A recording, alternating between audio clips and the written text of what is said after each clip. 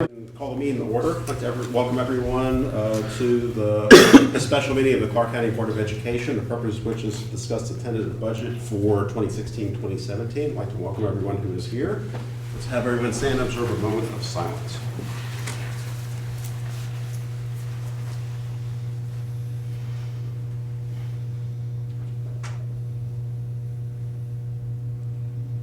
Now the pledge. I pledge allegiance to the flag of the United States of America and to the republic for which it stands, one nation, under God, indivisible, with liberty and justice for all. First item of business is adoption of the agenda. This is a special meeting, so we can't entertain any changes to the agenda. I'll make a motion to adopt agenda. Motion by Mr. Wilson. Second. Second by Ms. Ritchie. All those in favor say aye. Aye. Opposed? Motion carries 5-0. Public comments? One person. Mr. Bowen.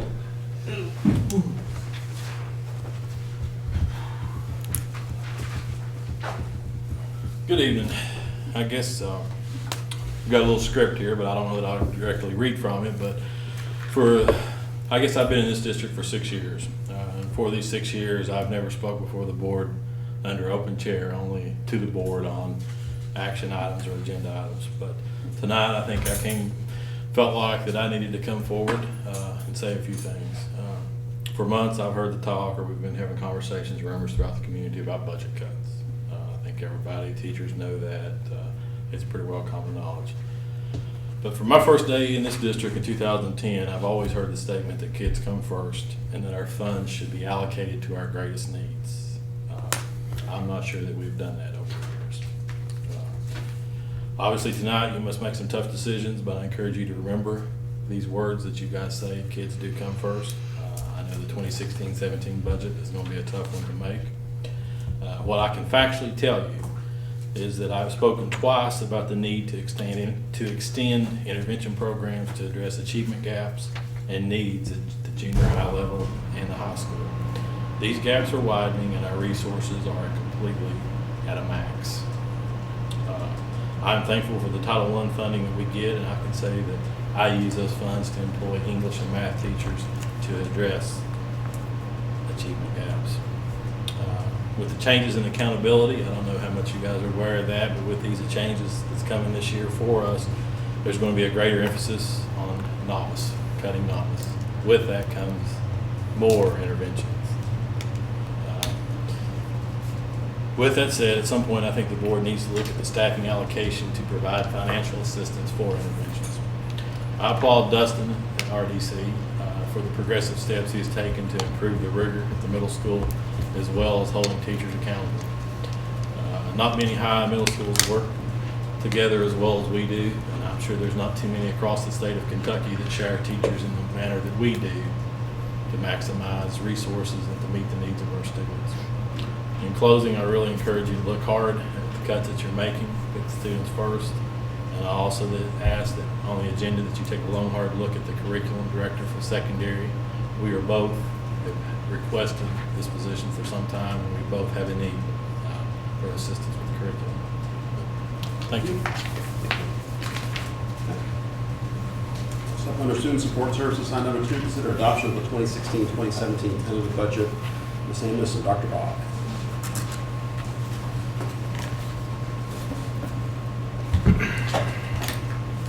Well, it is a pleasure to be with you again this evening, and what we're going to look at is the tentative budget. It is the second formal step in the process of adopting a working budget. I hope that each of you have had an opportunity to look over the report. Where we'll start this evening is taking a look at the revenue projections, and then we'll proceed through the expenditure projections. But as we've talked over the years, I think all of you are very much aware that there are two things that really drive the funding, state's funding formula. First item we'll cover is that you did your tentative staffing allocations in February based on an expected enrollment of 5,321 students. And actually, your enrollment's held fairly steady. It started in September.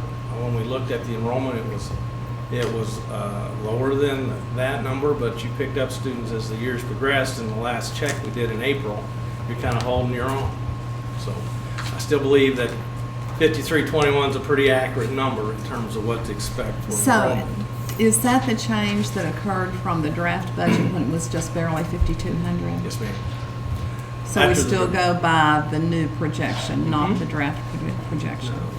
The draft projection was based on our thinking. You remember in December, the finance training session, we looked at the enrollment projections report, and that's the number we projected for this next fall. And then, as we got closer to issuing the report related to tentative SBDM allocations, we took a look at what the current enrollment was, and used that then to make some adjustments to the projection of what we think the actual students would be, because you actually increased. From September through January, your enrollment actually increased in the school district. So Mr. Christie wanted to take that into account, and we did, and we checked it again in late April, just to see if it was holding its own or dropping off a bit, and it's held. So I think to anticipate at this point, 5321 for enrollment is accurate, and you staffed on 5321 as opposed to the number that we used in the draft budget. Okay? And if you'll recall, there was a reduction in staffing of 3 positions across the district. The second number that, in terms of how the funding formula works, the first number that is extremely important is what's the end of the year average daily attendance going to be. And we've checked that, and the best projection that we can give you at this point is it looks like you're going to be around 4,823.02. Now, the interesting thing that has developed is that when we looked at the projected average daily attendance number in January, it actually was 23 students higher. So what we seem to be having occur here is enrollment has kind of gone this way, and ADA has kind of gone this way. Okay? And ADA is what average daily attendance is where your funding comes from. So if that number holds or is less than that, then of course it's going to have if it's less than the 4823, it will have a negative impact on your SEEK funding for the 16-17 school year. If by chance we end the year higher than that, it will have a positive impact. But at this point, that's the best guess. Then the second number that's real important is do we think the total assessed value of property subject to school taxes in Clark County, what's it going to look like? Well, nothing has occurred to cause us to change our projection from the draft budget. In the draft budget, we estimated that to be slightly over $2.9 billion. The 2015-16 certified total was slightly over $2.8 billion. So at this point, I only see the assessed value increasing by about 0.76% higher than the certified 15-16. Now in July, Mr. Christie will receive a set of documents from the Department of Education that will be the certified assessed values in several classes of property. Excuse me. And from that, then we'll develop the scenario that you'll use as a guide and in terms of setting tax rates in late July into early to late August. Now, the tax levy that we've used, if I could direct you to page 2 of the report, is the current tax rates. The board set for the 15-16 school year a tax rate of 60 cents per 100 for real estate and 60 cents per 100 for tangibles. Also wrapped into this is a projected motor vehicle rate of 53.5 cents of assessed value and continuation of the 3% utility tax levy. Now, if we look at Table A, you're going to see the projection, the tentative budget projection in this table compared to the current working budget projection shows that the general fund is going to decline projected to decline by about $3.2 million. The special revenue fund is at 1.6, a little over $1.6 million. I expect that will climb. What we account for at this stage is what has been certified to you by the Department of Education as grants, etc. Because that's what the special revenue fund's all about. It's where you house all of your grants. And as those are sent to you and basically verified by the Department of Education, then they'll be added to the total, and it will probably be fairly close, quite frankly, when it's all said and done, close to your current general fund work or to your working budget amount.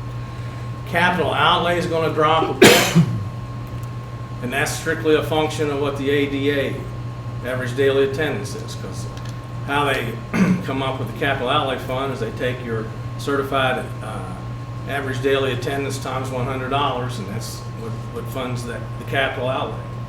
The building fund's up slightly by $101,000, and that's due primarily to the state equalization level increased from 749 to 783. Okay? Yeah, So- tell me about I don't get those thousands per student, 749,000. Mhm.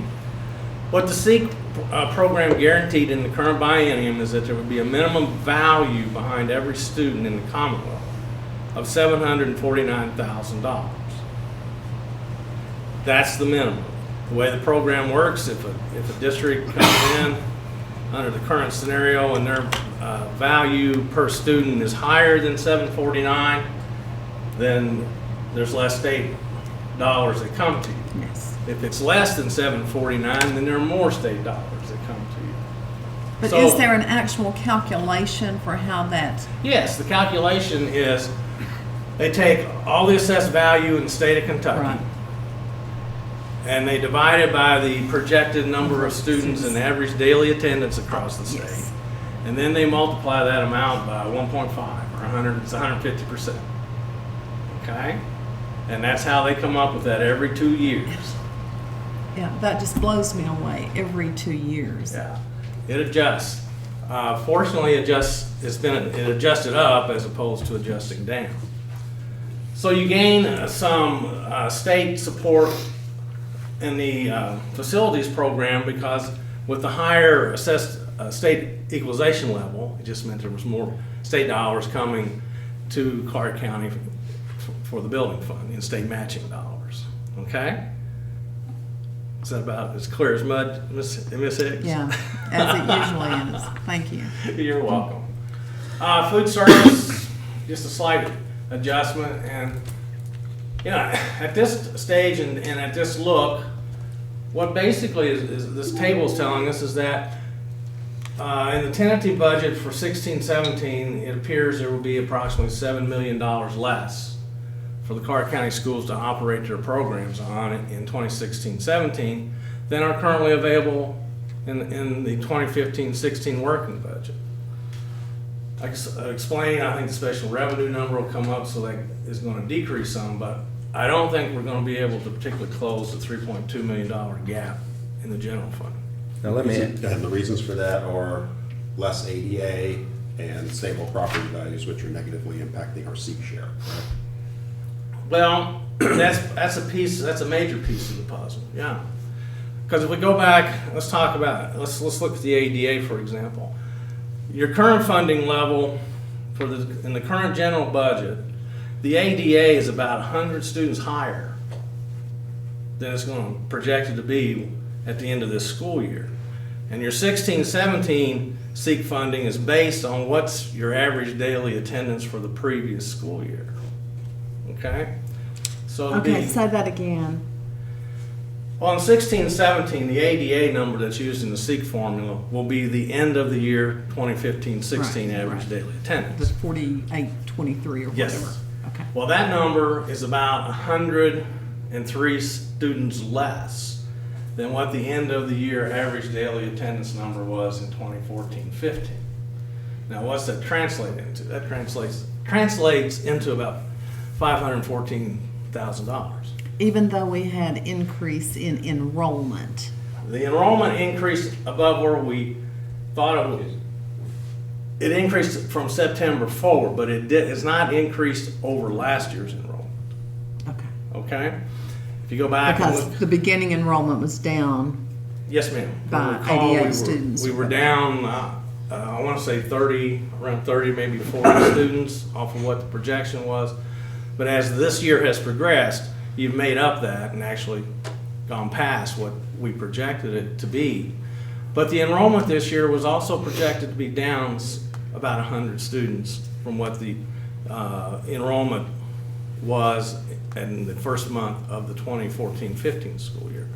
So there's a number of factors wrapped into this. Two is we don't expect your beginning balance to be as large for 16, 17 as the current one beginning balance was. Because some decisions were made in terms of expenditure of funds that's just going to reduce what we think the ending balance is going to be compared to where we were when we actually did the working budget. So those are some two factors. And what are the expenditures other than the raise, the bump? That was Well- in addition to the regular raise? Well, if you'll recall, when we completed the draft budget, we took out all the one-time expenditures that were in that budget On the back. in the current one. So we reduced it by about $1.7 million at the draft budget stage, because we took out all the one-time expenditures that were in the current 15-16 budget. But the other aspect about that, as I mentioned, the beginning balance. Oh, I'm sorry. Yes, ma'am. What were those, I'm not seeing those. What were those specific one-time things that aren't happening? Well, we took out the growth teachers, remember in Okay. September? Here's a list that's from the report, draft budget report. But it all, That's expenditures? Mhm, yeah, it's the expenditures. Is that on page 7? No, actually, Mr. Wilson, that was in the, that's from the draft budget. It was an appendix C of the draft budget. Okay. If we could look to page 3, Okay, I have it. Thank you. Got it? Thank you. you can see a comparison in table B of what we think is going to, what the general fund's going to look like compared to the draft budget across all 5 of these funds. And you can see that we're expecting from the January draft budget to the tentative budget, there has been a decline in general fund revenue projected to be $270,350. And that's all actually in the state seat program. We just dropped that much. We talked about the lower ADA number. That has had a significant impact on that reduction. Capital outlay down a bit, building fund up some. And so, across those 5 funds, the total movement is about $157,000 less from where we were in the January numbers. And I didn't, just to be honest, I didn't anticipate that the ADA would slip. With the enrollment going this way, I kind of was anticipating that the average daily attendance would kind of parallel that. In other words, I actually expected it to be up from where we were in January, but it's not. So I'm hoping that school's completed and that when Mr. Holland finishes all of his work, that the number will be higher than the 4823. If it is, that's good news. That's real good news. Table C looks this looks at the general fund, and you can see we're not anticipating any change in the beginning balance from January. If there is, that's good news, and it could happen because we got to go to June 30 and then close the books and see what the actual number is, but I think it's going to be pretty close to this number. I don't anticipate any change in the local general fund revenue. State general fund revenue, you can see the drop of $270,000. So across the general fund, the difference in the revenue side is about $270,000 $1,000 less than what we anticipated in the January draft review. Any questions? Please don't hesitate to ask your questions as we go along. I think it's real important. Your 270,000 there, is that coming from that reduction in that ADA? Yes, sir. Okay. And that's from the State Department, correct? Yes, sir. I guess an important question would be, what can we do to increase revenue? Well, I'm hoping that, there's going to be some increase in your average daily attendance, which would help increase revenue. I think the other aspect that you've got to look at is the basics of, let's look at what SEEK's going to do over the next 2 years. This year, the SEEK base was 3891. Yeah. Okay. The next 2 years is going to be exactly the same. So you're going to have 3 years of exactly the use of exactly the same SEEK base. So what does that mean? That means if your average daily attendance number is climbing, you're going to receive some additional revenue. If it stays flat, then you're looking at the next 2 years of actually just being flatline.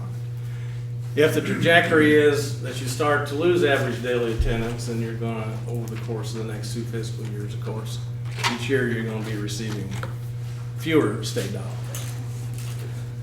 So that leaves you with the only other option that, as a board of education, that you have is just every time you got to set tax rates, taking a look at what are your options, how much would it generate.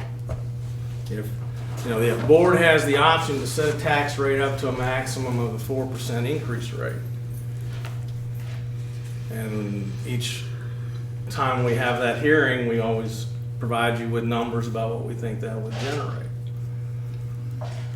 So in the next 2 fiscal years, unless we can get ADA on an upward trajectory and start to regain some of the lost ground, so to speak, then your only option, quite frankly, is going to be that you have to control over as the board would be at what level do you set your tax rates. Okay. Now on page 4, we can look at table D. This looks at your debt service. Next year, we expect your debt service to total slightly over $3.2 million, and your projected recurring revenue from the building fund and capital outlay fund will be close to slightly over $4.2 million. So you've got more than sufficient funds in those capital restricted accounts to pay the mortgage, pay the bonds on the bonds. Your other obligations are simply, for example, allocations to the council. And I think it's important to note on page 5, I think it's important to note that your section 4 and section 5 allocations exceed the minimum requirements. Your section 6 allocations, finally was able, digging through the state budget, to find the language that they did include language, again, giving flexibility that the section 6 allocation on an average daily attendance per pupil could be, the minimum is set at $100. So you have some flexibility with what you do with that for the next 2 years. Table E takes a look at projected personnel expenses. This budget, as it currently is, the percent of the general fund dedicated to personnel costs is slightly over 83%. You might say, well, how come in the 15-16 working budget it only amounts to 78.17%? Well, that's a function of this budget's about $3+ million lighter. It's smaller. So even if you got pretty much the same dollars, it's going to consume a larger part of a smaller overall budget. Does that make sense? It's important that you understand that concept. If the budget's smaller, and the personnel costs don't change much. That's just going to consume a larger piece of the pie. It's kind of like, I guess it's kind of like at Thanksgiving time. You used to go to a Kroger store and you could buy a pecan pie that was 12 inches, and now they're probably about 10 inches. So we got the same concept at work here. Okay, the next, we could direct you to page 6. It gives you a comparison and projected expenditures in each of the areas that we track. At this point, you can see the differences. The working budget compared to the tentative budget, you can see some movement up and down. If you go all the way down in table F and you look at the general fund estimated expense, you can see that the tentative budget is about $1.9 million less than the current working budget. You can see that your contingency is scheduled to be about, at this point, $1.2 million less than the current budget's contingency, or rainy day fund.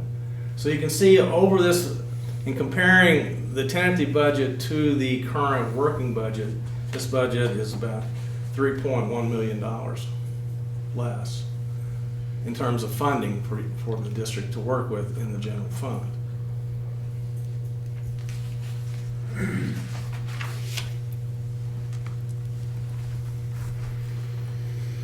Table G on page 7 does a similar comparison between the draft budget, January draft budget, and the May tentative budget. And if we go down and we look at the same figures, you can see that an additional $315,000 has been reduced in the 16-17 tentative budget over the draft budget. The contingency actually increased by about $45,000, and the net difference then is $270,000. Now, the next topic is budget reserve. You've got to have at this stage in your budget a 2% minimum. And for you guys, that's $1.142 million. Okay? Now, that sounds like a lot of money, but let's keep in mind that your overall budget's $54 million. So 1.1 is, in the scheme of things, with the number of schools you operate and such, it's not a lot if you had a couple of roofs or a couple of HVACs or a combination of something pretty serious. It wouldn't take long. Now, what you actually have in this budget is a contingency of slightly over $9 million, which represents almost 16% of the total budget. And that's to be, this is kind of a dilemma for you. You know, I'm real comfortable with a district your size if the contingency is somewhere between 10 and 12%. So what it means is you've actually got some monies that you could use. The drawback is it pretty much has to be expended for what I call one-time expenditures, like buying a bus, for example. If you get into using that for recurring expenses like personnel, then the next thing you know, you have no contingency, because it doesn't grow on a even line. It grows exponentially. And that's where some of the discussion really comes in, because most people don't, there's some concepts that make school finance in Kentucky somewhat complex. Some people don't understand that concept. I mean, you have money, but you have to, when it becomes one-time money on July 1, you have to be careful with how you utilize those dollars. So I don't particularly want you to be at 2%, but I would have to be I'm going to be honest and say 16, almost 16%. You got some ability to do some things. It's just that you can't realistically utilize it for Salaries. For example, I mean, anything that's recurring, because at some point, very quickly, you would pretty much consume all of that. And every dollar you consume out of the those one-time dollars, you don't have the capacity to put it back. So that's your dilemma. And the other thing you always have to keep in mind is there's absolutely no guarantees that you won't be hit with a pro rata reduction. You got a slight one this year. It was scheduled to be more than it actually turned out to be. But there's nothing.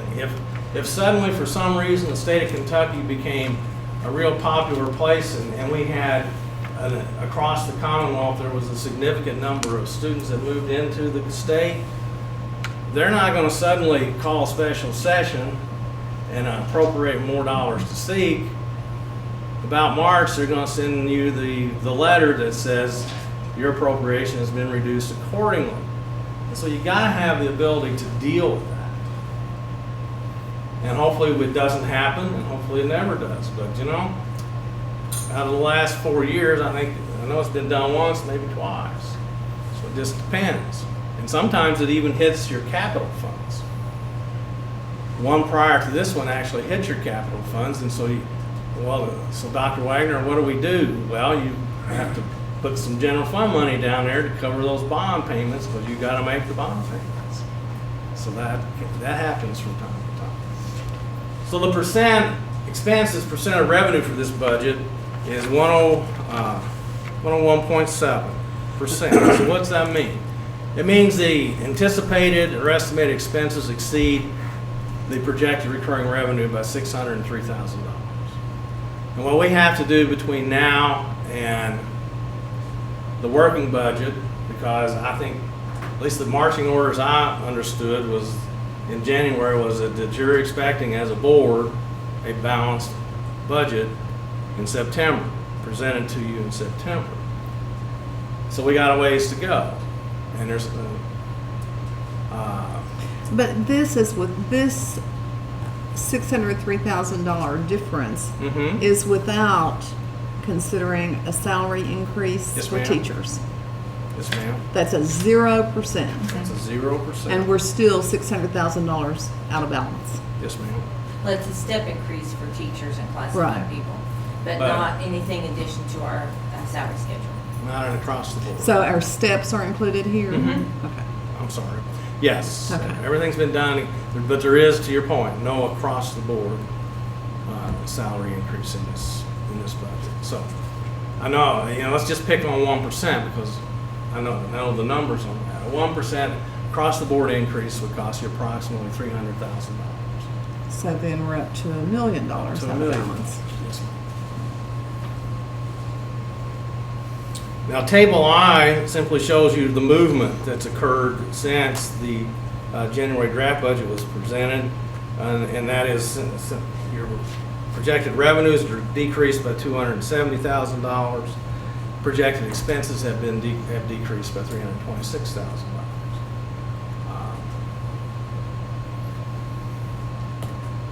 And so the challenge is where do you Okay, where did the $326,000 come from? I'm sorry. if we flip back to table G, you can see it there.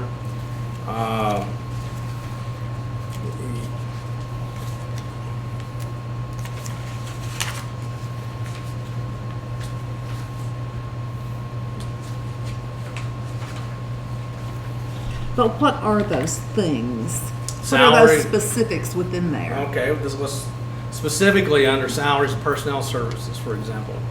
We reduced the teaching staff by 3 positions. Okay, so I got that. Okay, under purchase property services. Those are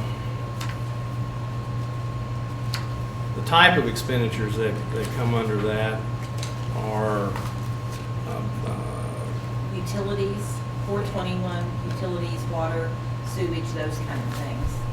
And that partially comes from us selling those schools and getting rid of those expenses, the schools that we sold.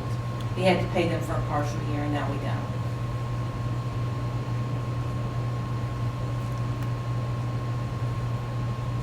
property is things like Computers and things computers, like that. buses, for example. Debt service, miscellaneous, was just reducing the miscellaneous piece. We have some projected general fund expenditures. bond payments that, KISTA buses and stuff, we paid off a series. and that reduced, we didn't have that payment out of general fund. But the bulk of the difference is the reduction of 3 staff positions. Where do vehicles come in? Vehicles come in under property, So Okay. 700. it's the 700 code. Okay. When we look at this, you know, over how many years have we curtailed or got this 13 million or 9 million right now that we have as surplus in the contingency fund? Where did that occur from? Started 10, 11 years ago with the reduction in staff of about 20-some people. Okay. Where it started to turn around, because at that point in time, we were at 2%, we were on state watch list. In fact, that's been 11 years ago. And I mean, I know that first year, that was my first year here, there was a reduction of 20-some staff members. That's what started, that's what turned it around. It's way out of balance. Mr. Wilson, the first year that Dr. Arvin and I worked with the district, standing here in the fall, we had to inform the board that if we didn't make some changes, they were going to overspend by $1.5 million. That They was a got that. scary time, folks. And they got that corrected. But part of what is causing, I mean, a piece of the buildup is with all the things you've done, you know, you've sold some buildings. So that comes into the district. For example, my take on it is you've got this year we've got a refund of prior year expenditures. With all the construction type work, until bonds are sold, you have to absorb any work you're doing. But you got this year alone, you got a one-time refund of prior year expenditures of $992,000.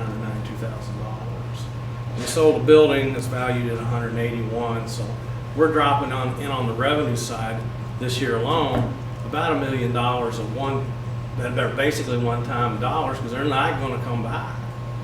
And so over the last several years, you've had several instances of that where you've started projects and you can repay yourself for architectural fees and such once you sell the bonds. So you've had some of that going on over the last several years. I mean, that's kind of a good thing. It's not a bad thing by any stretch, but it's not something that's going to happen forever. Get the right word there. I want to use. And then the other, so some of the other things, what we keep looking for is getting to that spot where your recurring revenue actually exceeds the expected expenditures or actual expenditures. Yeah. At that point, we can begin to do something. But Desirable. just it's still taking some time to get there because some things over which you have no control intervene. You have your staffing policy. It exceeds the minimum. It's not the most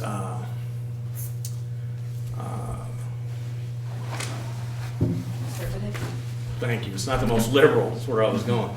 I mean, there are other districts that staff at a ratio that is lower than yours, but yours fits with what you're able to afford. But we can't afford it if we're $600,000 out of balance, can we? Well, no, that's Or what challenging. should we not be affording? And I don't have the answer to that one, Ms. Hicks, that I know. particular question. But what we have to, I constantly encourage the finance director and the superintendent is looking at what are some things that we've added that are, you're going to have to make some choices. I mean, let's don't lose track that in the last fiscal year alone, maybe 2, and it's not real simple. You've added 12 positions at your elementary schools. You determined they were needed and they were necessary, and you put them there. But 12 positions has a pretty significant price tag to it. Okay. It's probably a little bit over $500,000, isn't it? Well, let's just use, yeah, probably closer to 750 because 4 of those were assistant principal positions, which I assume come with a supplement and some extended days. And there's nothing, those are decisions that the board gets to make, has the responsibility, determine it was needed, and you did it, and you've been able to handle it.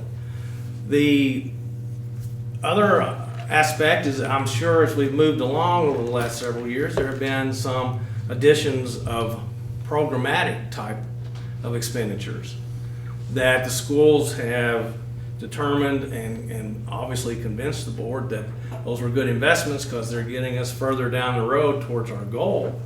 Those things add up after a while, because most of the programs don't come with just, you write a check and it's done. Most of them come with a recurring cost every year.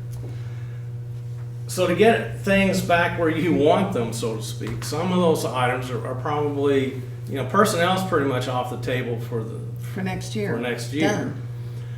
How many did we pink slip? I mean, where do we I don't have? the exact number, but we're down at or below the, we pink slipped down to get down to the staffing allocation, to the letter of the law and allocation. Now, I've got some other positions, and I was going to talk here, but I've met with John Roden with the preschool. I'm going to be able to squeeze another $170,000 in revenue out of him, which is going to help. That's another $170,000. And how are we doing that? We're getting him to contribute more through their program. He's going to increase their contributions, which will increase, it'll take some of our staff off of our payroll and put them on theirs. That's going to be an increase.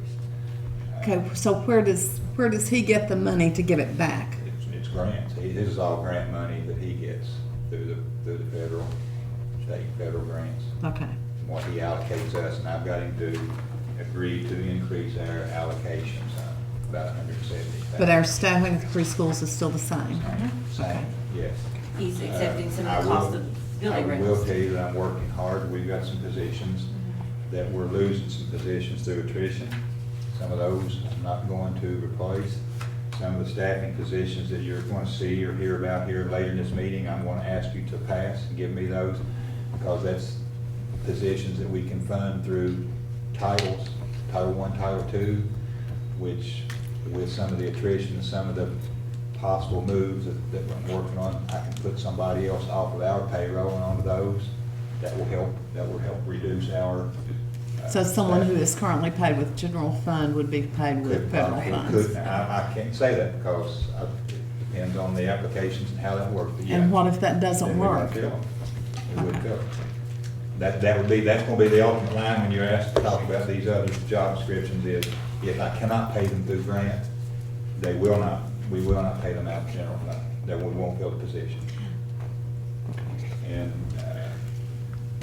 we're looking at just some pure and simple reductions in the number of staff of what we have, that how can we do with the same thing with another person or two less, How many of these are teaching staff?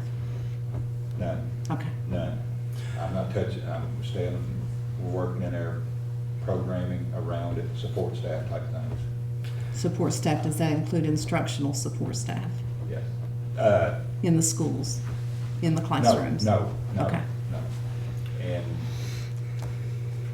still between now and the time we come up with the final budget, there could be some other changes. Other people are looking at other positions in other districts, and if some of those kind of things happen, I don't plan on filling those back and making some changes that way to say. And those are, like he said earlier, those are more than just your regular teaching salaries. Those are a little bit higher salaries. I feel confident that at this point, looking at the things that we've got in place, the ADA's got a hold if it takes more of a hit before the end of the year, which I really don't think it will.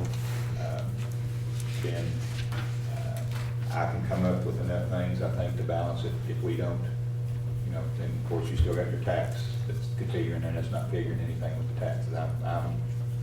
That's not a decision of mine, so I'm not calculating that into my formula.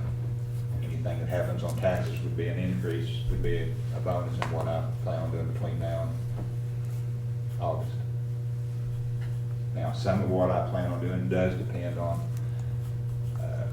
people moving and some things, creating the opportunity for me to do that. Okay, in that what-if scenario, what if none of that happens? Where are we, and how do we fix the Then 600,000? we need 4%, we need 4% tax, we need to board 4% tax. That's what that'll generate enough to do it. That will by itself. We left about 376,000 on the table last year. It's gone from last year and will be gone again this year. Actually, we took 4.3% last year. I took the raw tax rates and figured it out. It's still in the equivalent of what we didn't take, left about 360, 370. I think you look at every aspect you can. The budget language, state biennial budget language, for example, gives you the opportunity to, for another 2 years, to use capital outlay dollars for some Fund 1 type expenditures that you probably could take advantage of, because you're not, as we talked about, you're not tapping any of those dollars for a debt service. You don't particularly need them there.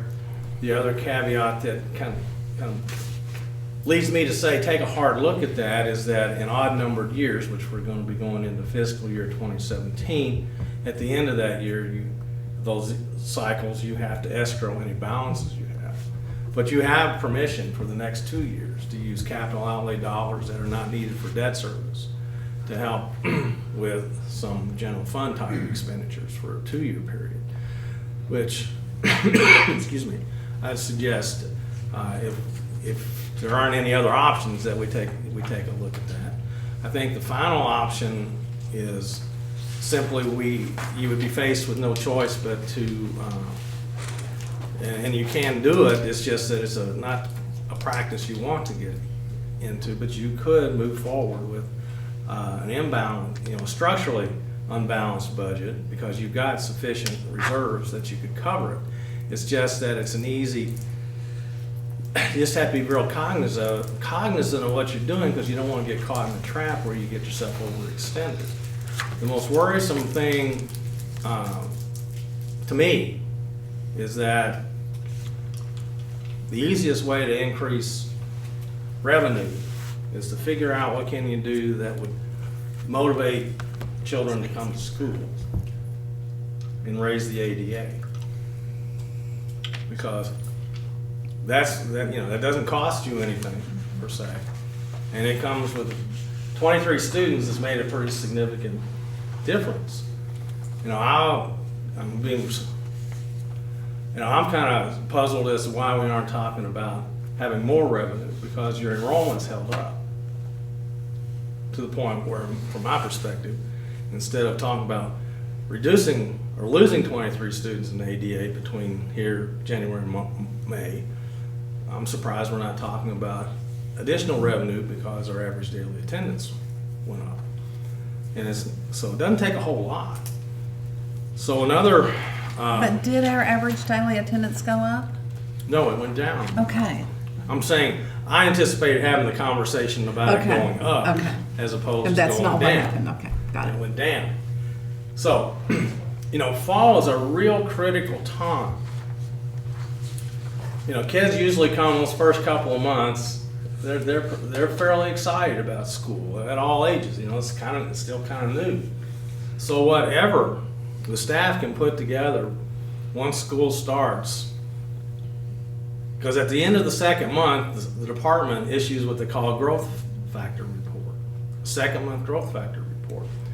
And if that average daily attendance number at the end of the second month in late October of 16 is higher than the second month average daily attendance from 2015, then you actually receive a bump or an increase in your seat dollars for the current fiscal year.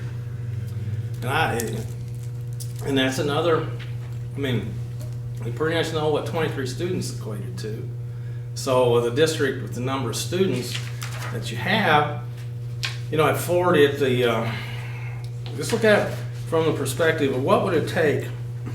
48, we're looking at an average daily attendance of 4,823. 1% of that's 48 students. If you increase, if this was up at 48 students, a lot of the $600,000+ would be gone. So in the fall, I don't anticipate that's gonna happen when all the final numbers are in, but in the fall, you got a good shot at getting a big piece of that back that you've lost, if not more, just simply by what can you do to encourage children to be in school. And some of that's not, I don't have all the answers on that one. I'm just talking about in terms of what is some of the more practical, less expensive ways to increase funding for the Clark County Public Schools. That's one of them. But you know, when we get our attendance reports every month and it's increased from the year before, how do we come up short? You know, when we get to this discussion, it doesn't seem to match. There's less students in the district, Judy, that's my Yes, understanding. yeah. But then we increased, Yeah, and it's still less than. the First of the year, though, not from last year. the percentage, you know, a lot of what you see probably hinges on this is our percentage of attendance. Yes, it is. What I'm most interested in is what does that mean in terms of average daily attendance numbers? Because I can be 96%, but if my pool, to Dr. Kudak's point, is smaller, it doesn't equate to the number of children in average daily attendance. And you don't want to, please understand, we don't want this conversation to devolve into strictly looking at children as revenue producers, but it's a very important part of the state funding formula. And so you have to look for ways, you always want to look for ways that you can increase that. You operate an all-day kindergarten program, and you know that you're only funded for part of that, 0.5 of it, half of it. The rest of that program is supported purely by local dollars that you put into the program so that you can have full day, all-day kindergarten. What's the cost on that, Dr. Bob, for us? I'd have to look that I up, gave Mr. to you Wilson. the last, two or three meetings ago, when I gave you that report on things, I gave you the cost of, if you were to go to half-day kindergarten, it would knock off about. Oh, those preschool. I did preschool. He did, it was kindergarten. So preschool, I gave you the figure, per kindergarten would go into half-day kindergarten, I'm just pulling, I think it was 800 and some thousand.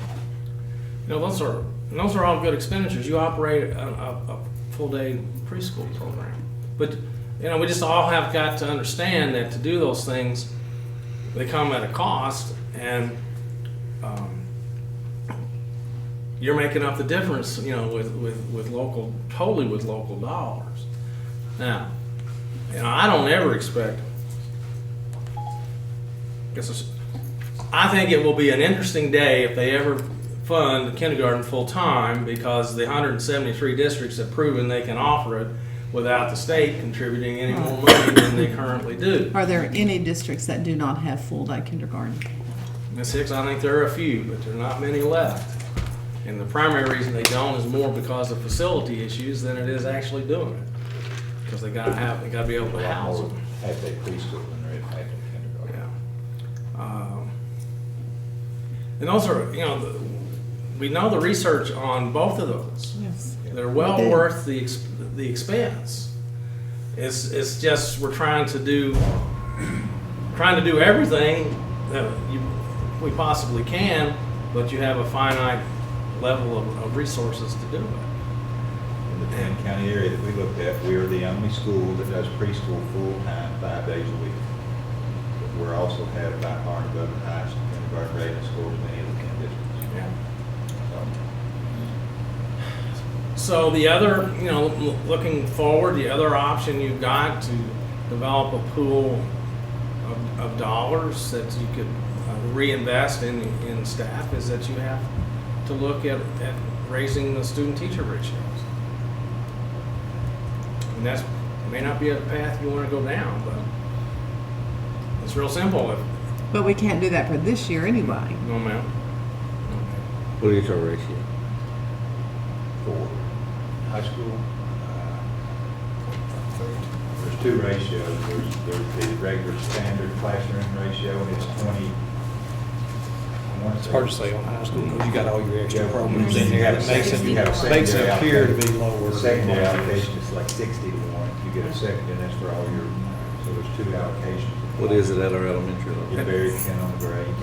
Very, 21, 24, 24, and 29. And then to 28 for fourth grade, 29 for fifth grade, But- 29 for sixth grade. but if I could refer you to the February SBDM report, when you look at the pupil-teacher ratio,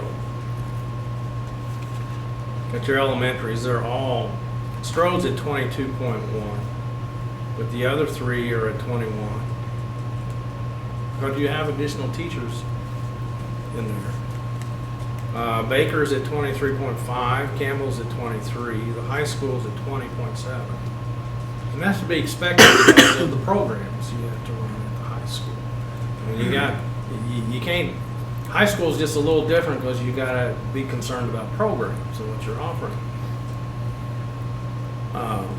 And none of that includes, those numbers I'm sharing with you, they're strictly classroom teachers. Doesn't include any special teachers, Title I teachers, doesn't include principals, et cetera, et cetera. So you've got I think you've got a pretty good median. It's just that if you really want to look long term at doing something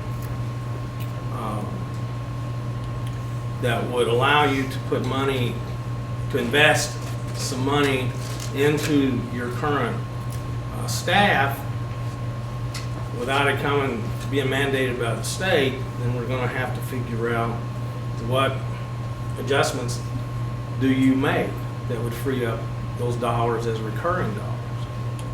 Because you're kind of to the point, I would rather you be, I would not want you to get into wholesale decreasing of your balance from one-time dollars, but what we're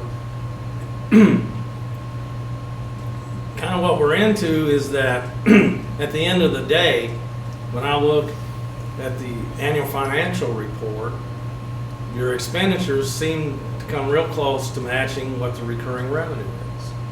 Might be a little bit, but not much. Does that make sense? Because in the last several years, a big piece of that carried forward are those one-time expenditure reimbursements. I'm sure over the last 3 years, we've had some schools that you've sold. You've had some refunds of construction costs like architectural fees. It's that kind. So that kind of boosts that final revenue picture for the year. But once we closed all these schools, where does all the savings eventually show up that we were going to save by closing them? They're going to, it takes part of what happened with some other decisions that the board is fully within its purview to make. Let's just look at the 12 positions you added to the 4 elementary schools. Part of that are the savings that you generated by closing schools. And there's not, please understand, I'm not harping on that because of anything other than that's something you did. And you consciously made that decision because you felt it was in the best interest of those schools. But when you had the other elementary schools, you didn't have them staffed with full-time PE, art, music, and full-time assistant principals. That's a decision you made after you got to 4. There's nothing wrong with that decision. I don't view it as a bad decision in any way, shape, or form. It's just a decision. Some other decisions that have been made, we talked about them a little earlier, is that there's some programmatic things you've done because to move your schools forward so you are working where you need to be to get to distinguished. And that requires an investment on your part. And some of those investments have probably been one-time expenditures, and some of them come with a recurring cost. So do you want to undo those things? Probably not if they're producing results, positive results. Because that's what you invested in them for. So, if you want to do something with salaries, And we gotta figure out how to find the money within the recurring revenue, offsetting that by some decreases in what we anticipate as recurring expenditures. Now, with Head Start, that, from what I heard Mr. Christie talk about, that's probably gonna be worth $170,000 to $200,000. So now we're down to $400,000, or $800,000 if we had the projected rates. So what else? It's just looking at what else can you do, Mr. Christie. I've heard him say that, in all non-teaching positions, if there's a vacancy, he's going to look real hard about whether we fill that vacancy. And that's something I work hard with every district I work with. I think there should never be a position that when it's open that you don't look at. Right. Yes. I had a district that was Yes. looking at, they wanted to do something, and they found a position, and all 5 of the board members, and including the superintendent, were scratching their head as why do we have that position? Well, when they established it 20 years ago, it had a purpose. Technology took care of that purpose. And so they Do basically... we have any of those, Mr. Christie? I talked about some, we get into personnel. Yeah. Yes, eliminate at least one. So, but 70,000. at any time during the school year,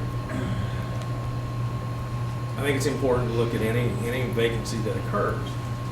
Some things are no-brainer. You lose a teacher, you need to put the teacher in the classroom because you got children there. But there are some positions that, could we even get by for the rest of the year without? Because what you're after is trying to free up some recurring revenue. And then you just have to, when all else fails, you just have to be honest with your public that we need to pay our if that's the feeling of the board, we need to pay our teachers more because of who we have to compete with in terms of neighbors. It costs money to do that. And then you have to make decisions accordingly. It looks like it's insurmountable, but at the same time, it won't take a tremendous amount to get that, what appears to be, let's just, since I used 1% as an example, which puts us about $800,000 out of whack, it won't take a tremendous effort to cut that at least in half. And then you can make a decision that, are you comfortable with doing that for a year? And see what happens. Because it won't hurt you. It just kind of puts you down a path that I'm going to be set, kind of like I'll be a nag about it because I don't want you to get into a habit of. But we need to have some of these discussions before May 15th. In a perfect world, Ms. Hicks, you're exactly right. Well, I agree with Ms. Hicks tremendously on that. I think we need to start looking at a budget committee, putting people together and looking, as a principal, I was frustrated that you would go along all year long, then all of a sudden, the 1st of May, people start talking about cuts. And here I am on the board, here we go again. So, I think we've got to look at some sort of budget committee that meets on a regular basis, that scrutinizes these things. I think that's the only way that we can look at the public and say, we want to raise your taxes because this is where our budget is. I just, and maybe I just don't know how to get into enough, but I just feel like every time we come into a budget meeting, I'm just rubber stamping things because I don't know what these numbers mean. And even when we look at our budget report each month and at our expenditures and stuff, I see these things, and I know, we have our little categories and we know what shows up in there. But, just like in April, I think it was, there was an expenditure for vehicles for $29,000. We weren't ever consulted, and I guess we don't have to be if it's already in the budget. And it was broken down so strangely, it was a $25,000 amount, and then it was 4 $1,000 amounts, all to the same vendor. The month before that, there was another one for $27,000 for vehicles for one whatever. But how does that work? And there are all kinds of expenditures there that, okay, yeah, they fit into these categories real nicely, But when does the board ever get to actually say, do we need this $29,000? And what kind of vehicle do you get for $1,000?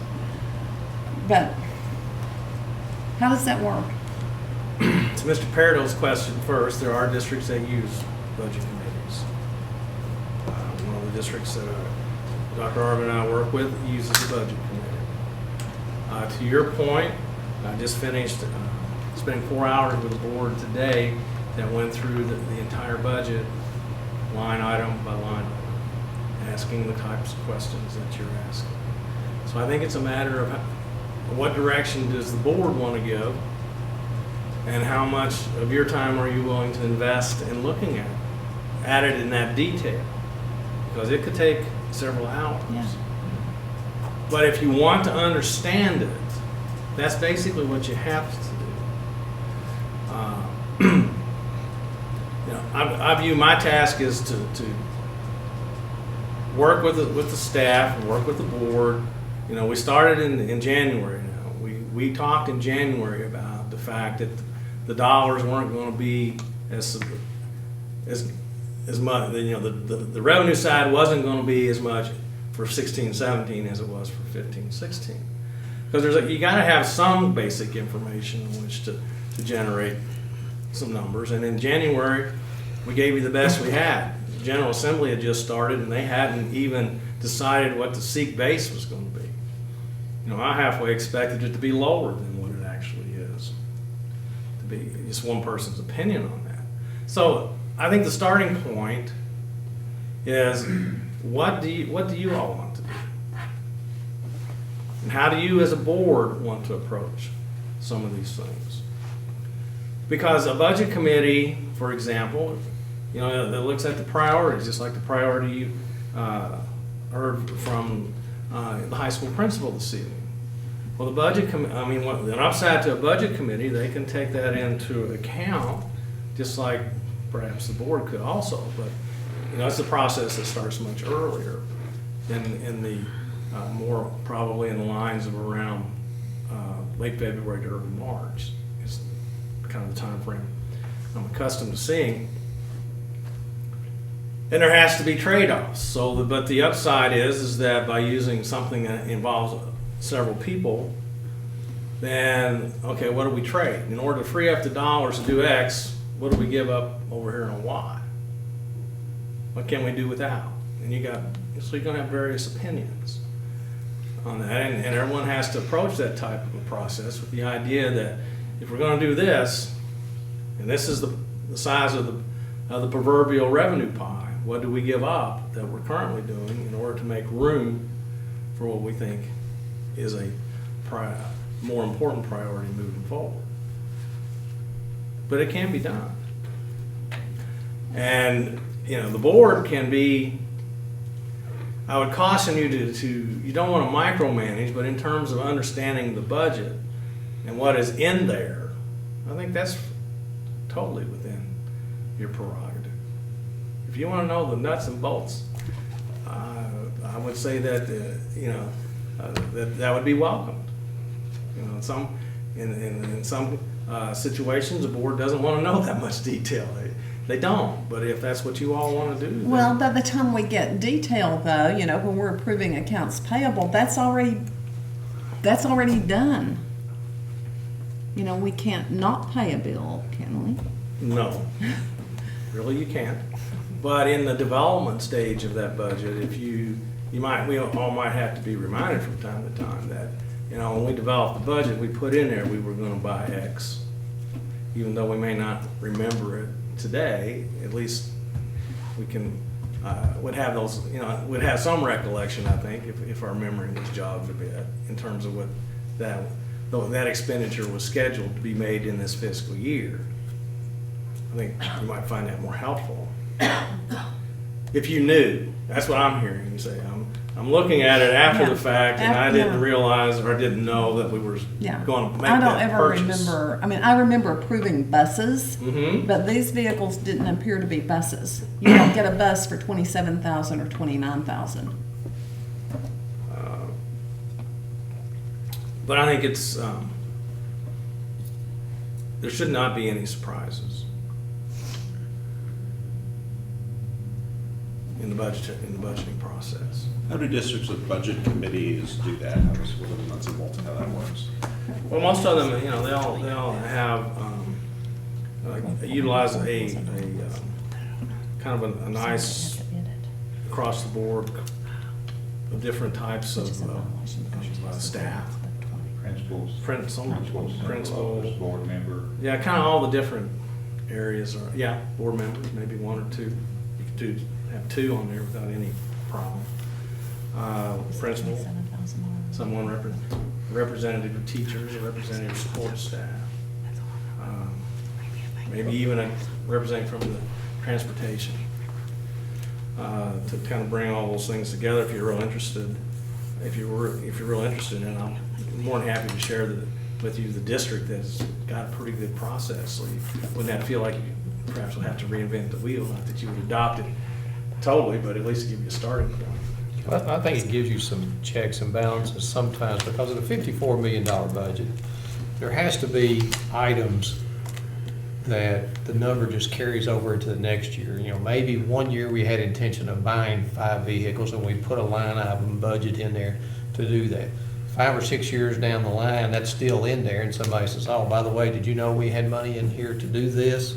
And I'm just using vehicles because we said I'm not pointing anything out or anything there. I'm just saying that obviously in budgets like this, and I've seen it happen on the school level with teachers and everything else. Did you guys know we had this much left in the budget? Let's go spend it. And I think sometimes if you have a committee that says, well, we don't need to put that in the budget next year because we don't have a need for that. And I think it does help you with some checks and balances and transparency and some way to report back, you know, maybe every other month to the board, a more complete report on the budget and what's in the budget. And and again, I don't want to micromanage. I don't want to sit there and I don't want to hear everything that has to go through there. I do not want that to happen there.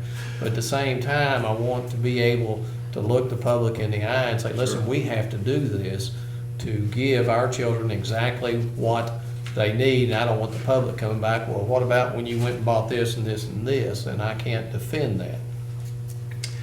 Well, I think being knowledgeable about what's in the budget is it's not impossible to know all the details.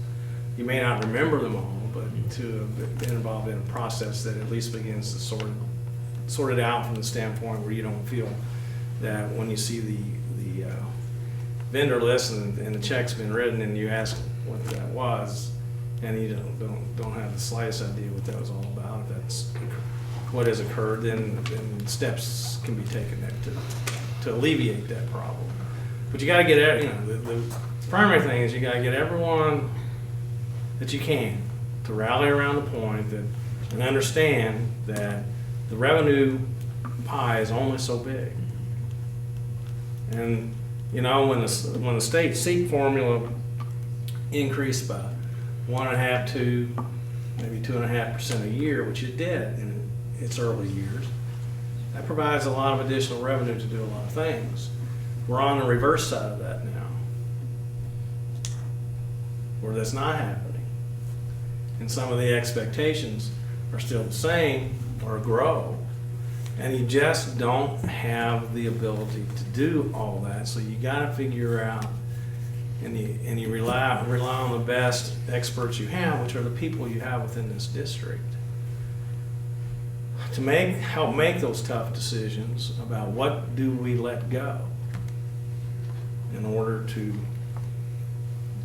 do something that now has perhaps a higher priority.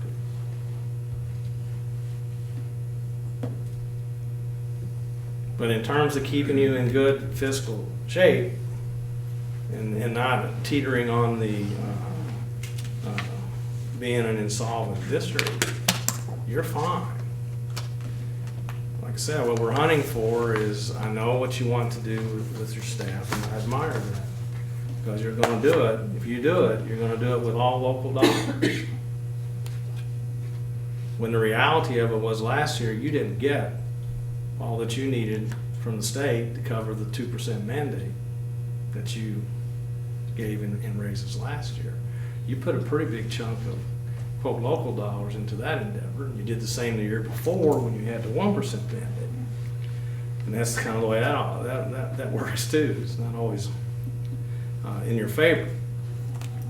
But in terms of what you can, back to the question about revenue, if we can figure out collectively a way to get more of the children that are enrolled in your schools in the seats on a more regular basis, you'll reap some pretty substantial benefits from that. And the other aspect, you get it from multiple directions, because you all know that the more time the student spends with the regular teacher, the better it's going to be for the student. So we just got to figure out, that's one direction to look hard on the revenue side. Because if 23 students takes away 270, 23 students will add back 270. And it really doesn't matter whether it comes at the end of the year or it comes at the end of the second month next year, from that perspective. And you've had some years when you had, Ms. Peridot, to your question earlier, you all need to blow the referee's whistle. I'll stand here and talk to you about this stuff all night. There were years in a not too distant past where the district actually had some second month growth and had growth from one year to the next, which also helped accelerate the accumulation of additional dollars. So, there's a lot that can be done to make, so you can feel comfortable that you're utilizing the community's dollars appropriately and to the best of your ability. Because in one sense, it doesn't matter how much you have, it's how you utilize it. If you're utilizing it in the right way, then you're always going to have your naysayers, but at least most people will kind of move along with you and understand. Any final questions? Well, as always, I appreciate the opportunity to talk to you and discuss these things, and I think I have to tell you that in the West, you have made tremendous progress. I can remember the conversation about how do we get all this done so we don't finish in the red. So you've gone almost to the other end of the spectrum. So you just got to figure out how to utilize it. And it's not a perfect world. And sometimes, Ms. Hicks, you might make the decision this is the better good, even though we just have to kind of keep an eye on how much of that one-time money we use for something. Because I've learned in what I do, if I don't keep kind of hammering that point, suddenly, here's my favorite story. The district asked me, said, we're going to have some additional monies. How much of that do you think would you be comfortable with us spending? This is a conversation in the tentative budget meeting. And I said about $350,000. So when I came back in August to start talking with them and getting their working budget, they decided to spend $950,000. And it made a very tight working budget that year. Some people. So I had to be real careful. Well, you said, yeah, I did say I didn't see a real problem with 350, but you kind of went past 350 to the tune of 600,000 more. How are we going to cover that? Of course, they were able to cover it, but it wiped out a big chunk of one-time dollars that they probably would have spent on something else if they hadn't used it there. So I'll just be honest, I tried to be very careful in how I approach those subjects. But you are in better position than I do want you to know this. You are in a better position financially than a large number of school districts. There are school districts, boards are meeting and sweating, how do we pay the staff we got and maintain a 2% contingency? They're having those conversations right now. So thank you again for your time and attention. Thank you. Any other discussion? All right, not a motion is in order. Consider adoption of the 2016-2017 tentative budget as presented.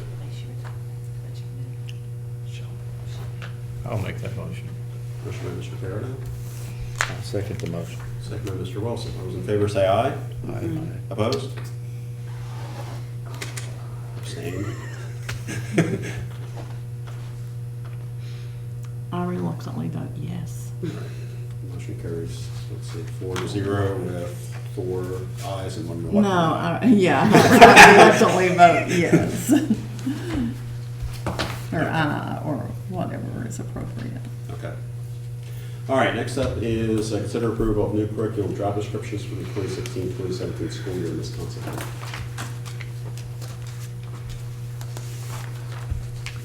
Good evening.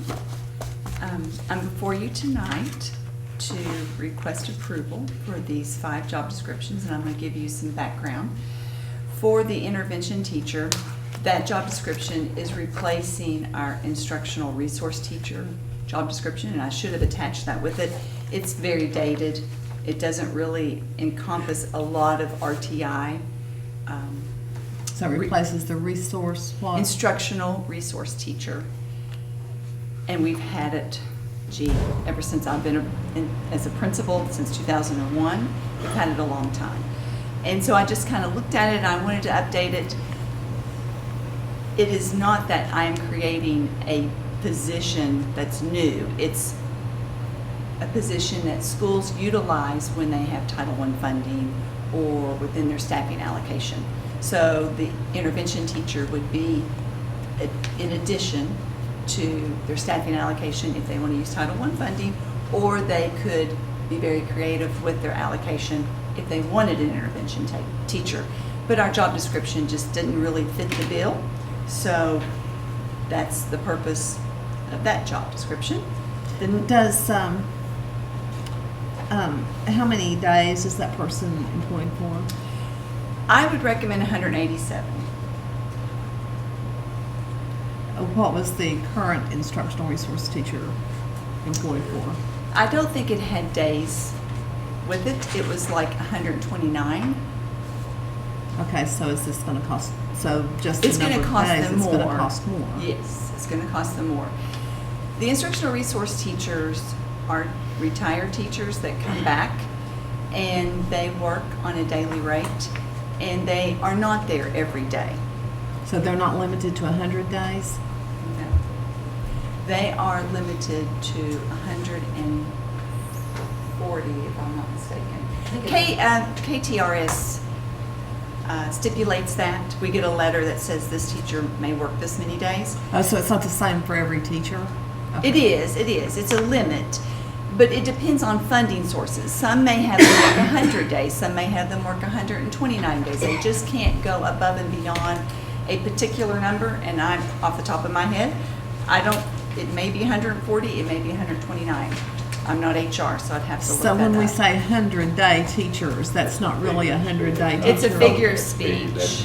Because it used to be they could only work 100 days. Right. And that's what the term came from, 100-day teacher. Now they've expanded that, they can work up to, I want to I say, think it's is it- 70% of the It's contract for 70% that of the job. contract. Which is like Oh, okay. 129.9. So they $129.9. they can work up to 129 days, basically, before it Right. starts cutting into their time. Is there an index with, No. It's just regular teacher salary. So this would be a teacher's salary? It's just a teacher salary. It's just replacing that instructional resource teacher. Because I feel like the children need interventions every day, and I feel like they need a full-time person. And I know that the way that they juggle those positions, they will have them work Tuesday, Wednesday, Thursday. Sometimes they're not there on Fridays. But I feel like if they really want to make a change with students, that if they want to entertain a full-time intervention teacher, we did not have a job description for that.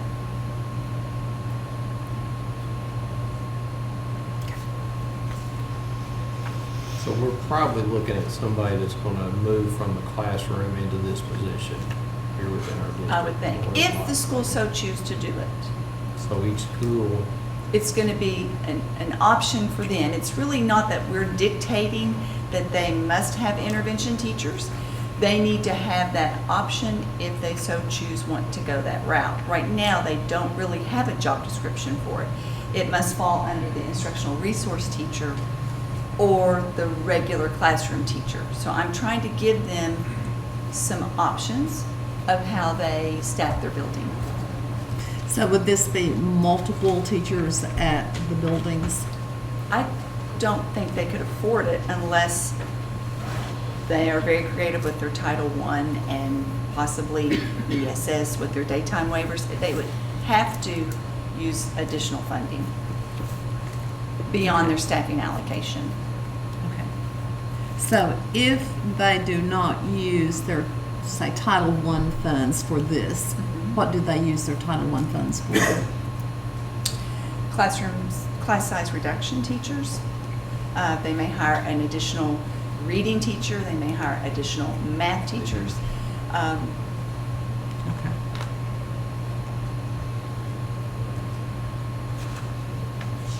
And those would fall under your regular teaching job description if you're Right. doing a Right. content area. Okay. They would just be funded from their Title I federal Yes. funds rather than general fund. Yes. Even though the description would be, you know, if both of you are teachers in that classroom, you're just funded differently. And this should not increase general fund expenditures. That's not the Right. purpose of it. It is to provide them an avenue of a job description that they would be able to use federal funding for. If they're gonna be paid a teacher's salary, and we're requiring administrative certification and 3 years of recent and relevant administrative experience. No, for an intervention not teacher. for the No, look, individual. Wrong one. Look, I'm on the wrong page, I'm sorry. It's okay. I was like, gee. Yeah, I'm on the I'm- wrong page. So this one is A just. bachelor's degree. Okay, I got you. Okay, I got you. A master's Okay, I or- read the wrong page. I'm sorry. My mistake. And that's very similar, that's a great segue into the school curriculum coach. Okay. That is a new job description, we don't have that. If schools wanted to use federal funding and they feel like they need a curriculum coach, we do not have a job description for that, so therefore they could not entertain that. So, So if people are calling themselves curriculum coaches now, that's just a misnomer? yes, because we would not have a job Something else. description for that. Okay. They would probably fall under a regular classroom teacher. Okay. How many days is that position? It's 187. It's just a regular, You're talking about for the school curriculum coach. Okay. These are two school levels. Right, Um, but this one, the school curriculum coach doesn't say anything about working with kids. It's No. all about assisting school staffs. So is it Exactly. not a classroom It is not teaching like, position? it's totally opposite than an intervention teacher. This is for schools that may want to have an individual curriculum coach to work with teachers in their building. Okay. If they feel that they have a need, I'm just gonna go on the limb, I'm a former principal. If I was the lowest performing elementary school and I was the principal, I would probably use my Title I funding to hire a school curriculum coach and an intervention teacher. Because I know that it starts in the classroom, they need help. I would want to entertain someone to help provide that. So what I'm hearing you saying is we're just approving the position and they use it how they want. Yes. And it comes out Title I money, which is really not coming out of the general fund. Exactly, because right now these job descriptions don't exist. And if they wanted to hire a school curriculum coach, they technically don't have a job description for it. Okay. So if a school uses Title I funding or other federal funding, it has to be for an existing position for which we have a job description. Yes, we do not hire off of anyone That's does any position. Okay. any position That's that any does not position have that a has job a description. Okay, so, but no school currently has a curriculum coach. Is that correct? By job description, no, you're correct, they do not. They have an extra teacher that is getting paid teacher salary. out of But may Title. not be in a classroom. Right. Mhm. And that's like our instructional resource teachers. They are not assigned a classroom. They do not have a specific class. They pool kids, and then we also have a math grant that is through KCM, and that is very similar to a curriculum coach. They do take some students, but they do provide a lot. So we didn't really have a job description for that, Okay. even though it's a math grant. Okay, So I'm trying to tie Okay. some things up. okay. I get it, okay, thank you. So those are those two, and that's at the school level, and there's no additional funding for those.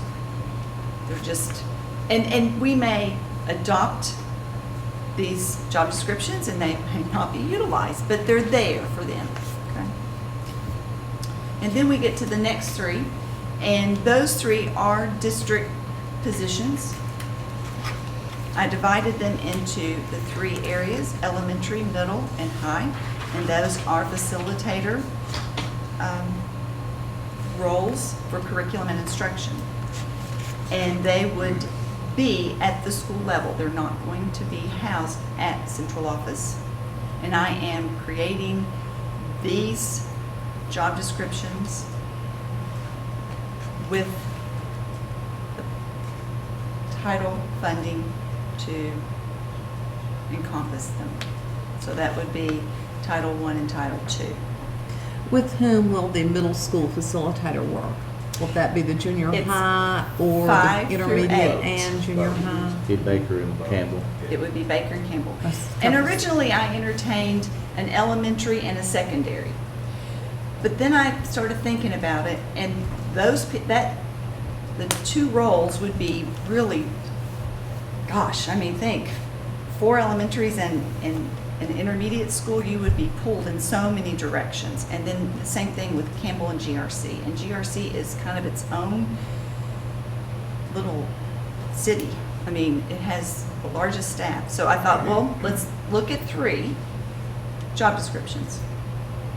So the elementary is strictly K through 4? Yes, that's No correct. preschool involved, just K through 4. K through 4. Preschool does not receive title funding, so. Okay. And for the first time, we can really entertain something like this because all of our schools are receiving title funding. In the past, we couldn't provide, that would be supplanting if we provided schools, With one. facilitators. But then other schools didn't qualify. Yes.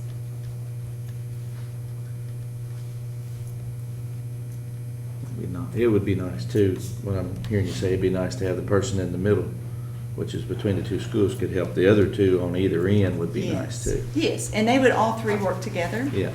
Under my direction, and they would not be housed here, and I think I mentioned that.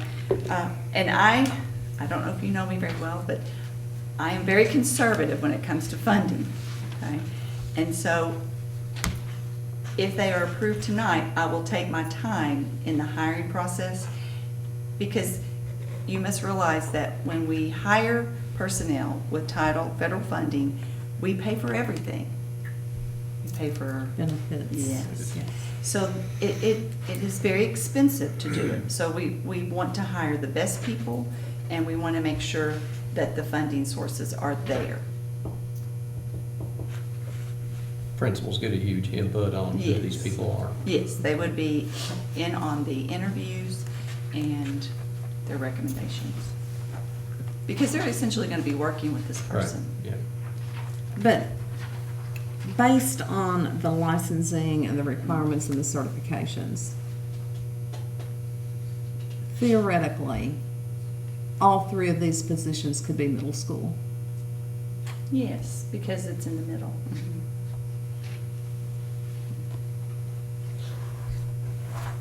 Is that problematic for anyone besides me?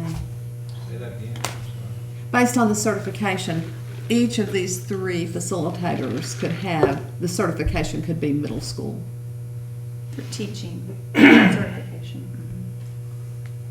So we could have a person who is certified at the middle school level being the elementary facilitator, a person certified at the middle school level being the middle school facilitator, and a person. Hired that way. If you hire it that way. Yeah, that I would mean, be- I'm to me, that would elementary be and a I'm hiring K-12. process problem. Yeah. You know, I mean, it's just, what I tried to do is I tried to, if I just said elementary for elementary, then you really are tying yourself to someone who has K-5. But if they have administrative background and they've been an elementary principal, but yet they're secondary or they're a middle school trained teacher, I wouldn't want to rule that person out because I would feel like that if they have elementary, and I think Mr. Wilson kind of sees, you know, as, once you get that administrative degree, you kind of you kind of broaden your horizons a little bit. Well, every area can bring good things to every area. Yes, It's not, yes. it's not just one thing. I mean, because there's a lot of good things happening in elementary school, there's a lot of good things happening in the middle school, and there's a lot of good things happening in the high school. Right. And originally, I did have it, the job description written, so that elementary certification, middle school, and then high school. But then what if I had a great person that had middle school training, but was a high school assistant principal? Would I rule that person out to be a curriculum coach at the high school? So, and who knows? I mean, we won't know until we approve it and post it and see what type of applicants we get. And it's just kind It'd of. be an annual position. What does that mean? Means they be pink slips. Every year. Every year. So again, you're looking at probably people that are within your district now. I Yes. mean, it's not a very good position to leave the district and come to. So how many Most people days are are, jumping districts right now. Yeah. so how many days are these positions? Well, I have two scenarios, and I'm playing around with it because, you know, funding is going to be kind of tight. And I'm looking at either 20 extended days or 33 extended days. To be a total of how many days? Well, it's 187 plus 20 would be 1, and then 187 plus 33. 220. Yeah, 220 max. And then the other one was like 207. 207 or 220? Is there an index? Yes, 12.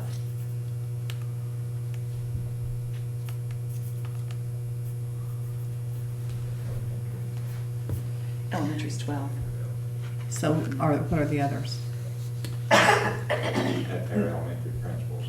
Elementary's 12, I think middle school's 16. So is it the same index as a principal at that school? Or what's the index comparable to? To an elementary principal. Elementary principal, okay. That would be for So, all three positions. Yes, but it's for all positions. three. okay, okay. You know, when you think about this, what you have to think about, you've got to have some clout to it. Because if you don't, You're not gonna get good people. I'm not going to get good people. But are you gonna get good people if they know that at the end of the year, they're gonna be pink slipped? If we're Well- saying this is an annual position, and I agree based on It funding is. or whatever. It is. But is this a position that is on soft money? It is. It's on soft money, and I will tell you, when I left Providence, which obviously was utopia, and I came to central office, and I'm Title I, I'm total Title I funded, and it was, if the district sees the need, then you will remain the elementary director. And if the need ceases to exist, then we'll find a place for you. And it's just that you roll the dice. It's your passion, it's what you want to do. Okay. Are you making relevant administrative experience? Is that a pretty broad term? In other words, could you be a Yes. department chair for 3 years and that be considered? I think so, and that's why I put relevant, because I don't want to tie myself just to principal administration. So I think there's a lot of people that are very strong curriculum that could walk right from the classroom right into Mhm. this that wouldn't necessarily have principals. So I just want Yes. to make sure they have that opportunity to. And I don't want to rule anyone out. Right, exactly. And so that's why I think when we do job descriptions, we do kind of broaden it a little bit, and then the committee can decide to narrow it down.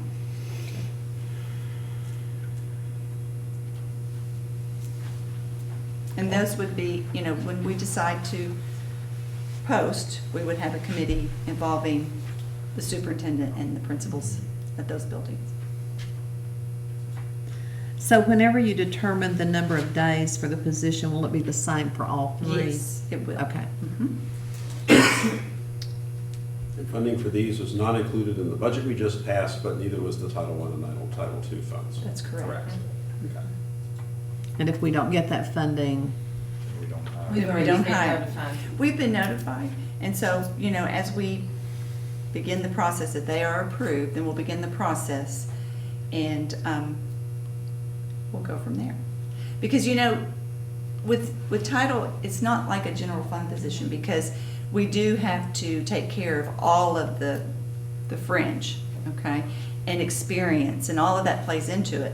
So if you hire someone with 30 years' experience, I mean, that's very costly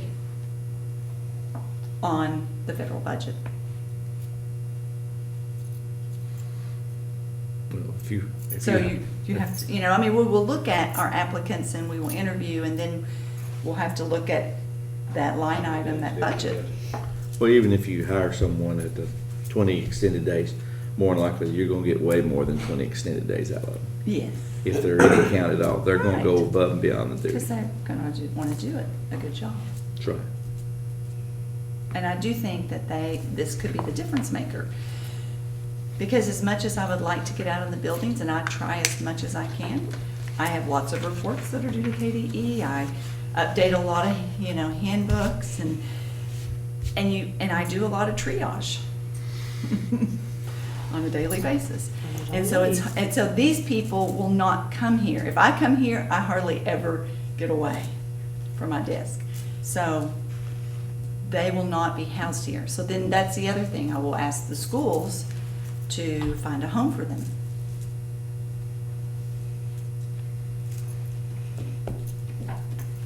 Any more questions?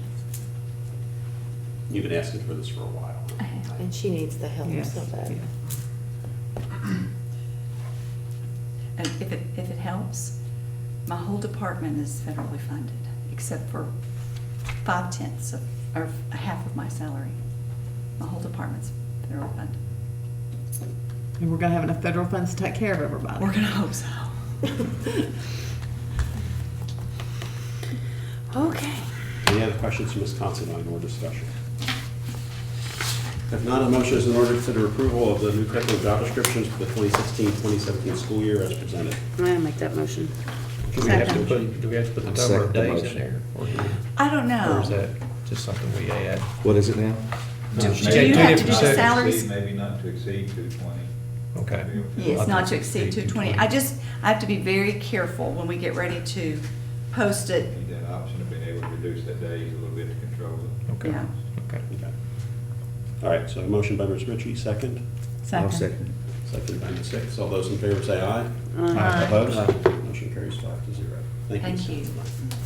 All right, last item for tonight is discussion of the evaluation process with the superintendent with approval of instrument, times and dates in which the evaluation and its associated meetings take place. Let's see, neither Mr. Peridot nor Mr. Wilson was on the board last summer when we used the state of the SPGES instrument for the first time.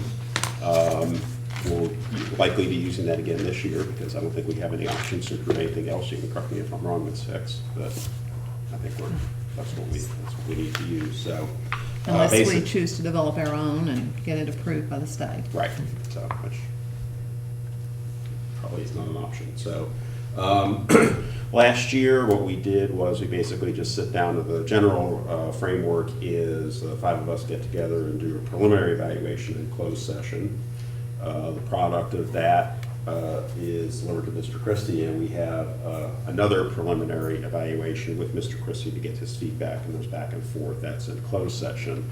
The final summative evaluation is in open session. Traditionally, that's at the June meeting. I don't know what everybody's schedules look like, whether we want to do that at the June meeting, schedule a special meeting for that, I don't know. So I'm going to throw all that out.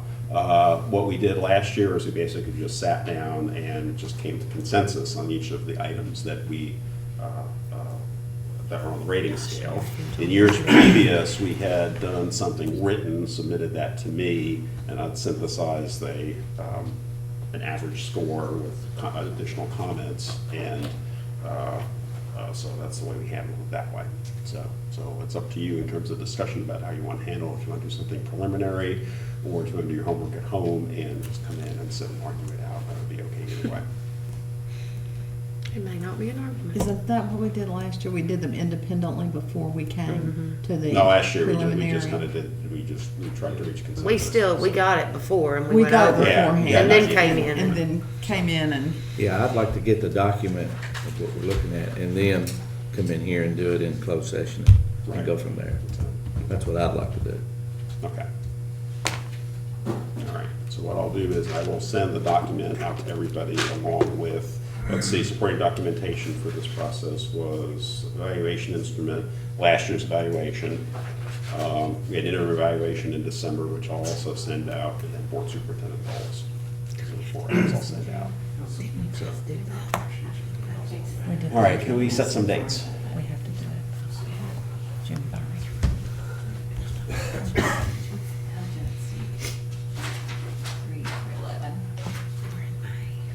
When's our timeline to have this finished, I guess?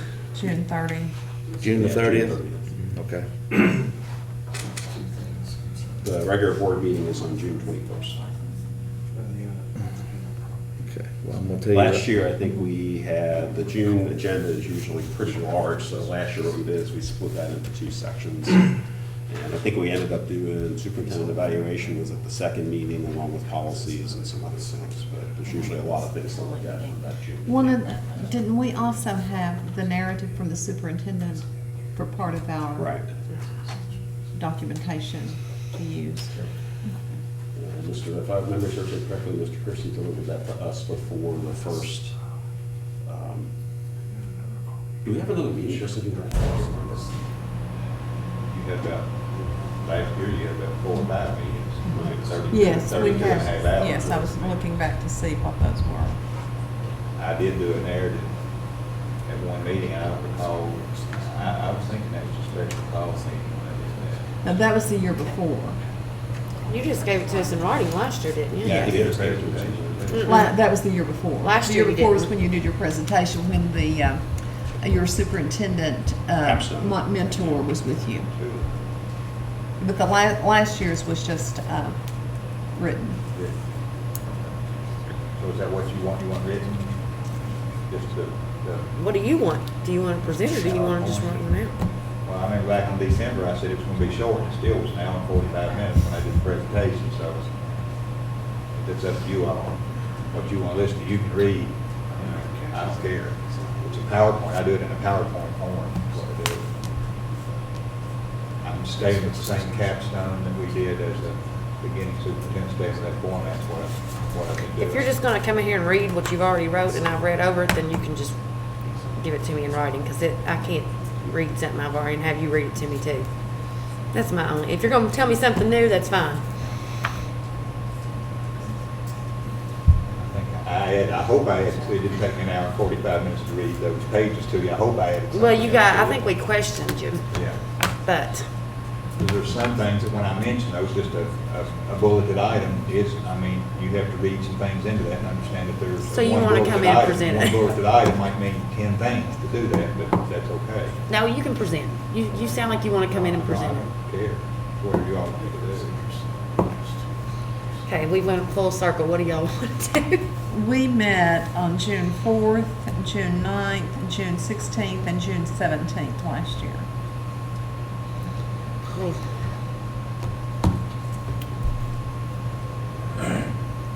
And June 18th. And June 18th, it was with the public part and was with the school and district handbooks.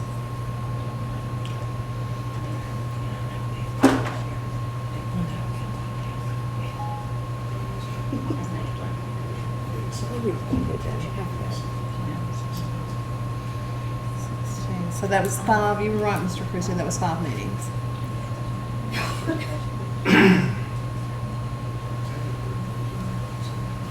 Well, as far as I'm concerned, I'll speak. I mean, I'd just soon you do the presentation and send it to us. And then we go from there. And then I think that, does the presentation have to be before we sit down and talk about what we do, or does it have to be after? I get that to you, so you've got that information when you. As we do So our- you do, you yeah. got it prior to. We need you all that. coming Yes. together to do your So part. that Make as sure you we- have the information up front. And it kind of helps when you. Unless you just want to present. I just went that circle. Yeah, because when you get to the, Yes or not? when you have the narrative to compare with the items in the evaluation instrument, it kind of helps, you know, that you see what this relates to and whatever. Do you feel like you need to explain some stuff on your PowerPoint? I haven't built PowerPoint yet, so I don't know. I think most of it, I mean, I'm not reinventing the wheel here. It's gonna be, you're gonna be seeing some of the same kind of stuff. You know, you're gonna be seeing some of the same stuff. I won't Your have- ears are In good. fact, you're gonna see a lot of the same stuff you saw back in December because the test scores haven't improved. I will have some updates on ATC, or the ACT, but things like that. And EOCs, I can update those, you know, but, Dual credit. Well, won't he Like I have, said, I got some information. won't you have an opportunity after you give us your If you have thing? questions, I And can after answer we do questions. our thing, then you'll have an opportunity to come back to us, correct? Yeah, you are going to go over what you're finding with me, so Yes. there could be questions at that Okay. point. So, Or you can If send you're me all right a with question that. and I can respond to questions, you know, either way. Yeah. okay. I say, I just don't want to overcomplicate it. I mean, therefore it takes. try. Keep it less than 5 minutes. This is in the indication. But Less than 5 minutes. Trying to schedule the meeting. I'm just kidding about that. I said, this is in the indication, it's gonna be complicated. I would soon, I don't know what you all think, but I'd soon get rocking and rolling with it. Let him send us a thing and go ahead and set up a meeting and get going. So you wanna set the meeting tonight, one meeting? Let's set the first meeting tonight, that'd be fine with me. I have to have my presentation ready for you. Okay. What about June the 2nd?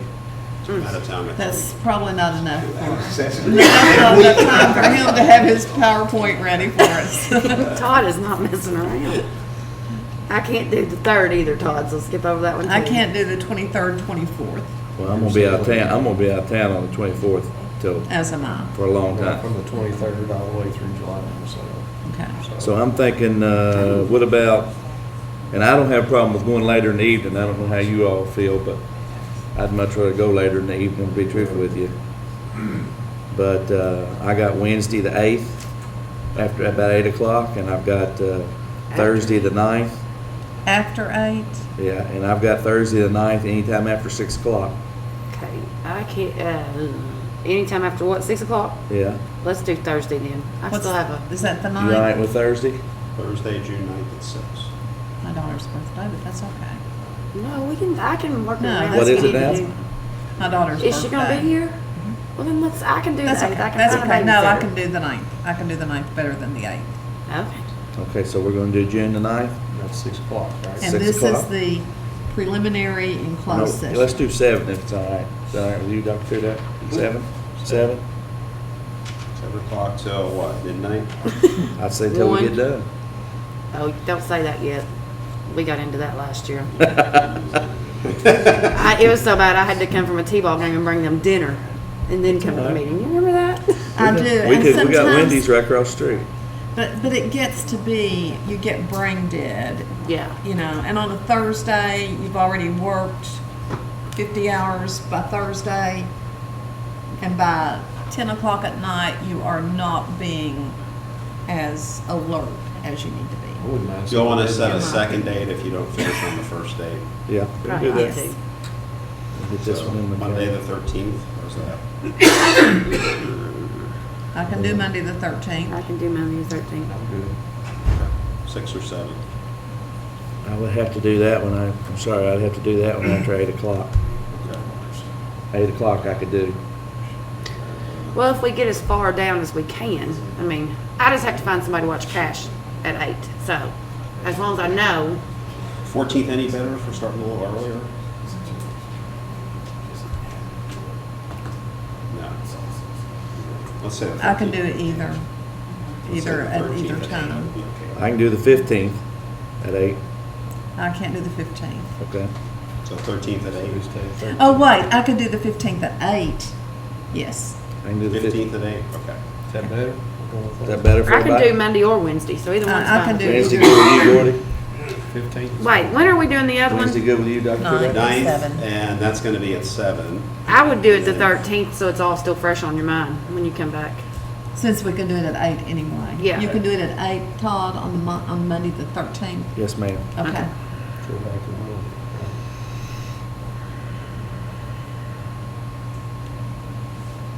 So we're gonna do Monday at 8, correct? Yes. Okay, If we need it. okay. Or is that gonna be our second one anyway, when we talk with the superintendent? No, let's, we've already got the first night, Yeah. because we may not finish up the first night, finish up on the second night. Okay. The second night, we can set the next. we can set the next. Okay. 21st is our regular meeting, correct? So this is. Yes, 21st. Yes.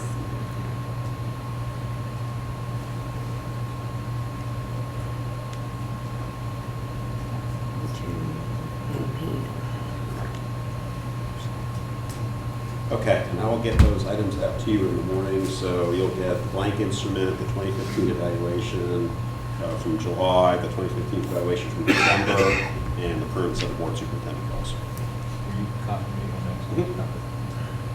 Somebody's gonna get a text from me on the 13th, just tell me. He said, Okay. are we really meeting at 8? Because I'll forget. All right, good. Okay. That's settled. The motion is in order to adjourn. I make that motion. Motion by Ms. Ritchie, Second. second by Mr. Wilson. All those in favor say aye. Aye. Opposed? Motion carries 5-0. We're adjourned at 7:57 p.m.